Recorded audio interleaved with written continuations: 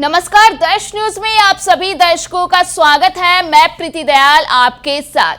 देखिए, सारण में जो हिंसा हुई, जो उपद्रव हुए, उसे लेकर के बिहार की सियासत में पूरी तरह से जो विवाद है वो चरम पर आ गई है। बता दें कि तमाम राजनीतिक नेताओं की ओर से इस मामले को लेकर के प्रतिक्रियाएं सामने आ रही है। इसके साथ ही आरोप प्रत्यारोप का दौर भी पूरी तरीके से जारी है। इस बीच बता दें कि पप्पू यादव ने भी अब इस मामले को लेकर के अपनी प्रतिक्रिया दे दी है। बता दें कि पप्पू यादव छपरा पहुंचे थे, जहां उन्होंने इस पूरे मामले को लेकर के, पूरे हिंसा को लेकर के जानकारियां ली और इसके बाद उनका गुस्सा भड़क उठा। साफ तौर पर पत्रकारों से बातचीत के दौरान उन्होंने जहां एक और राजद सुप्रीमो लालू प्रसाद यादव की बेटी रोहिणी आचार्य का साथ दिया, तो वहीं दूसरी ओर आखिरकार विरोधी किसे बताया, दोषी किसे बताया, आप खुद सुन लीजिए। खत्म करने का प्रयास नेताओं के द्वारा हुआ। छुटभइये नेता लोगों ने अपनी दुकान चलाने का प्रयास किया, तब भी हम नहीं आए थे, तब तो कोई नहीं आए थे। और आज जब घटना घटित हुई है उसमें अभी हम जाकर के मिले जो वहाँ घायल लोग, बहुत बुरी स्थिति है। एक को पीछे में गोली हड्डी में लगी हुई है, एक की गोली निकल गई है और इतने गरीब हैं कि उन्हें सब जौहरत पप्पू यादव और साथियों की है। अब यहाँ दो बात है, यहाँ आने का मकसद बिल्कुल क्लियर है कि छपरा जिस संस्कृति और सभ्यता के लिए जाना जाता है। देखिए, रूढ़ी जी या लालू यादव जी साथ में राजनीति शुरू की, या प्रभुनाथ भाई या लालू यादव जी साथ में कई लंबे समय तक राजनीति की है। आप उठा करके देख लीजिए, इसके पहले हमारे जो महाराजगंज से MP बने थे राम बहादुर बाबू, समाजवादी नेता उमाशंकर बाबू, तो हमेशा लालू यादव जी यादव क्षत्रिय समाज का रिश्ता, समाज का रिश्ता में हमेशा से मजबूत है। राजनीति में कभी कभी अलग अलग रही है, लेकिन जब महाराजगंज में बात आती है तो वहाँ ज्यादा वो राजनीतिक हो जाता है। जब छपरा आता है तो चुनाव के दिन पॉलिटिकली अलग अलग हो जाता है। लेकिन जैसे ही चुनाव खत्म होता है वैसे ही सभी लोग दूध मिश्री की तरह एक हो जाते हैं। लेकिन परसों जिस तरीके की घटना घटी और परसों के बाद आग में जो घी डालने का काम हमारे बहुत ही जाहिल विद्वान आदमी ने किया, मतलब अपने को तथाकथित विद्वान समझते हैं और वो भूल जाते हैं कि लंबे समय तक लालू यादव जी के साथ जनता दल में राजनीति की। और जो घटना बूथ पर घटी, कोई भी जाति धर्म, कोई भी बेटी, कोई भी बहन, कोई भी माँ, जो पर्सनल भद्दी गालियां दी गई, पर्सनल फब्तियां कसी गई, या कुछ बुजुर्गों के द्वारा वहां पर गाली दी गई दूसरे के, या जिस तरीके की बात सब दिख रहा है, सब सुनाई पड़ रहा है, जाति सूचक। ये कोई क्षत्रिय समाज जाति हो सकता है, समाज नहीं, वो बीजेपी के वर्कर थे।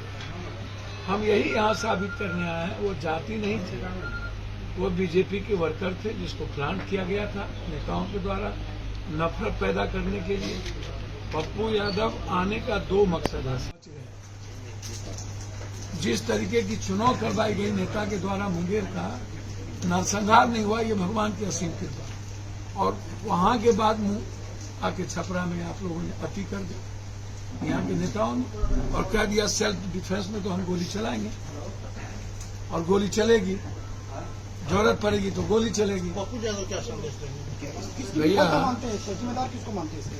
जो लड़ रहे हैं चुनाव, जो नेता लोग हैं, जिस तरीके का आलोचना हुई और बीजेपी के वर्कर, बीजेपी के गुंडे, इसके सबसे बड़े, यदि किसी ने भैया पेशेंस रखा ना एक पक्ष, दूसरे दिन कुछ छुटभइये नेता के द्वारा सुबह यदि कोई बात हुई तो वो बिल्कुल गलत है। और मैं बार बार कहता हूं कि प्रतिक्रिया समाज के लिए सही नहीं है। लेकिन ये इतने ज्यादा राइफल बंदूक गोली चलना और एक तरफ पत्थर एक तरफ गोली, ये क्या तुरंत में तो कुछ हो नहीं सकता है। इसका मतलब है कि अब प्लान में थे या नहीं, तो मन में था कि हो सकता है रिवेंज में कुछ हो तो हम अपना व्यवस्था करके रखें। और फिर जिस तरीके से हमारे आदरणीय बड़े भाई जो उम्र की है ने जो बात कही, मैं उनको सिर्फ इतना कहूंगा, उनको माफी मांगनी चाहिए। और जिस तरीके की बात उन्होंने कही गोली चलाने वाली, सेल्फ डिफेंस वाली, उनकी नीयत, उनकी कंप्लीट जुबान गलत थी। उन पर एफआईआर लॉन्च होनी चाहिए हर कीमत। उनको जेल में भेजना चाहिए, एकदम उनको जेल। देखिए, यदि आप चाहते हैं छपरा को शांत रखना, पीस रखना, एकदम चीजें, तो वो लोग जो लोग गोली चलाने में सामूहिक रूप से जिनका सीसीटीवी फुटेज है, जो प्रभोग किए हैं, यदि इधर से पत्थर कोई किसी ने प्रभोग किया तो वो भी, और जो गोली चलाने में है वो सब लोग अविलंब गिरफ्तार हो, दोनों कार्रवाई की उसको लेकर। तो आपने पप्पू यादव का वो बयान सुना जिसमें उन्होंने एक तरफ जहां रोहिणी आचार्य को समर्थन दिया, तो वहीं दूसरी ओर बीजेपी पर जमकर भड़ास भी निकाला, गुस्सा भी निकाला है। साफ तौर पर उन्होंने इस मामले को लेकर के बीजेपी के लोगों को दोषी ठहराया। हालांकि उन्होंने इस दौरान मांग भी की कि जो भी इस हिंसा में शामिल थे, चाहे इस गुट से हो चाहे दूसरे गुट से हो, दोनों में से अगर कोई भी दोषी है तो उन पर जल्द से जल्द कार्रवाई की जाए। साफ तौर पर पप्पू यादव ने इस मामले को लेकर के अपनी गंभीरता दिखाई और जल्द से जल्द पुलिस को एक्शन लेने के लिए कहा है। इसके साथ ही हम आपको बता दें कि इस मामले को लेकर के एक नया अपडेट भी सामने आया था, जिसमें साफ तौर पर हमने आपको बताया था कि रोहिणी आचार्य भी अब इस मामले में फंस गई हैं और उन पर भी बीजेपी के कार्यकर्ता ने मामला दर्ज करवा दिया है। तो कोई मिलाकर देखा जाए तो पुलिस लगातार इस मामले की तहकीकात कर रही है, तो वहीं दूसरी ओर सियासत में इस मामले को लेकर के विवाद भी खूब देखने को मिल रहे हैं। ऐसे में पप्पू यादव ने भी अपना पक्ष रख दिया है और इसके साथ ही गुस्से में जमकर जो दोषी हैं उन्हें खरी खोटी भी सुना दी है। हालांकि देखना दिलचस्प होगा कि आखिर इस मामले में आगे और क्या कुछ खुलासे होते हैं और किस तरह की प्रतिक्रियाएं देखने के लिए मिलती है।